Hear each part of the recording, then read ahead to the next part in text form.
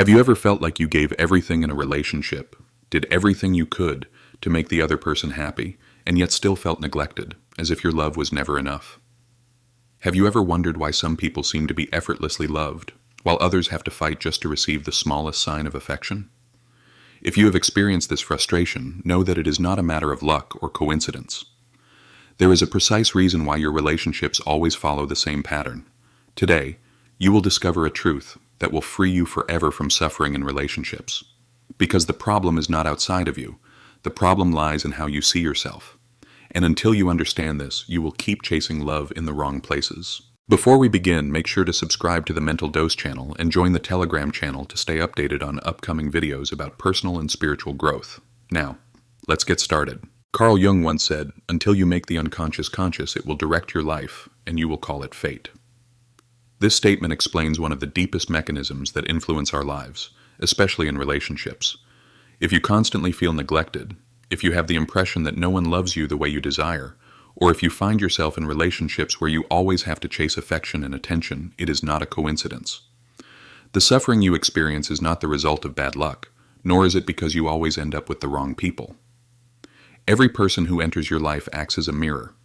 They reflect the parts of you that remain unhealed, the unconscious beliefs you carry within. This means that the way others treat you is not random, but a reflection of how you perceive yourself on a deeper level. If you subconsciously believe you are not worthy of love, you will unknowingly choose people who make you feel exactly that way. If you fear abandonment, you will attract emotionally unavailable partners who will never provide you with true security. If you desperately seek validation, you will end up in relationships with people who will withhold it, forcing you to chase after affection that always seems just out of reach. None of this happens by accident. It is your unconscious mind putting you face to face with what you need to see in order to heal. But the real question is not, why is this person treating me this way? The question you should be asking is, what is this person showing me about myself? Until you change the way you relate to yourself, you will continue to attract people and situations that reflect your inner wounds. Love should not be something you have to earn. Yet many of us grew up with this belief. As children, the way we were treated shaped our perception of love and self-worth. If you received love only under certain conditions, I love you only if you behave well, only if you get good grades, only if you do what I say without questioning, then, without realizing it, you internalize the belief that love must be deserved. This belief is so deeply rooted in our unconscious that, as adults, we constantly try to prove our worth in relationships. Without even noticing, we place ourselves in situations where we have to earn love by trying to be perfect, always available, nurturing, and endlessly giving, just to receive attention and affection. But here is the problem. Real love cannot be obtained through effort. If you believe you have to do something to be loved, you will keep attracting situations that confirm this idea, drawing in people who will always make you feel like you are not enough. This is why so many people constantly feel unloved. They search for love outside when the real problem is inside.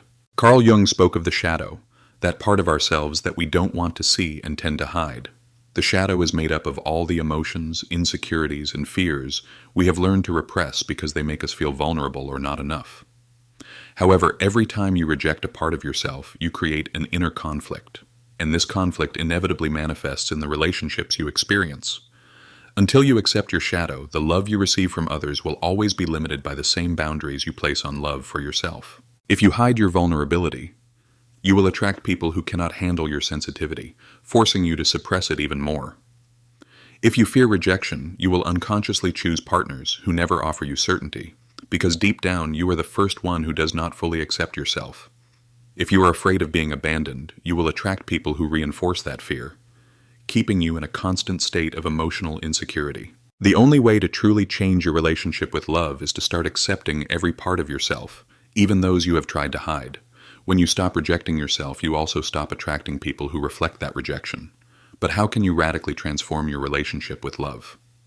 Before we uncover that together, I sincerely hope you're enjoying this video. If so, don't forget to share it with anyone who might benefit from it. Additionally, if you want to support our channel and our work, remember that you can leave a donation by clicking the thanks button below the video. We will be infinitely grateful.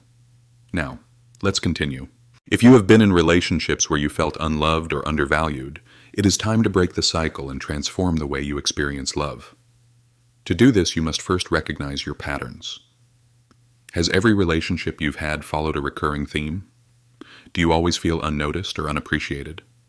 Do you attract people who are unwilling to commit to you? If you notice common threads in your past experiences, this means the problem does not lie in the people you meet, but in the deep-seated beliefs you hold within yourself. Stopping the search for external validation is the next step. The love you receive from others is always proportional to the love you give yourself. If you want to be loved unconditionally, you must first give yourself that love, without conditions, without the need to be perfect. Finally, embracing your shadow is essential. All the emotions you have tried to suppress, the parts of yourself you have refused to acknowledge, must be integrated rather than fought against. When you stop rejecting who you are, you also stop projecting your insecurities onto others. And the more authentic you become, the more you will attract people who love you for exactly who you are. The greatest illusion about love is believing that it is something defined, something that depends on others. The truth is that love is something you become. When you start loving yourself unconditionally, you stop attracting relationships that make you suffer. You stop looking for someone to complete you and start creating deep, authentic connections. Until you understand this, you will keep chasing love. But the moment you truly begin to love yourself, you will realize that the love you have always searched for has been within you all along. The love you seek is not a destination, it is an internal transformation. It is the shift from seeing yourself as incomplete to recognizing that everything you need is already inside you. True love does not come from outside. It is not something others can give or take away.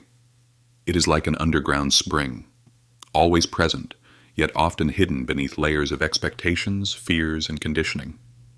The more you search for love outside yourself, the further you push it away, because you make something external, something outside of your control, when in reality it is your natural state. Every time you chase after someone hoping to feel complete, you are actually running away from yourself. Every time you idealize a relationship as the solution to your emptiness, you are giving away your power. Authentic love is not a prize for those who prove themselves worthy, nor is it a handout that others can grant you. It is a state of being. And when you start living from that place, without conditions, without fear, without the need for external validation, something extraordinary happens. You stop asking for love and begin to inspire it. At that point, it is no longer about finding love, but recognizing it everywhere. If this video has made you reflect, subscribe to Mental Dose and turn on the notification bell. And if you know someone who needs to hear this message, share this video with them, because real love is not something you find, it is something you build. And that journey begins today, with you. See you in the next video.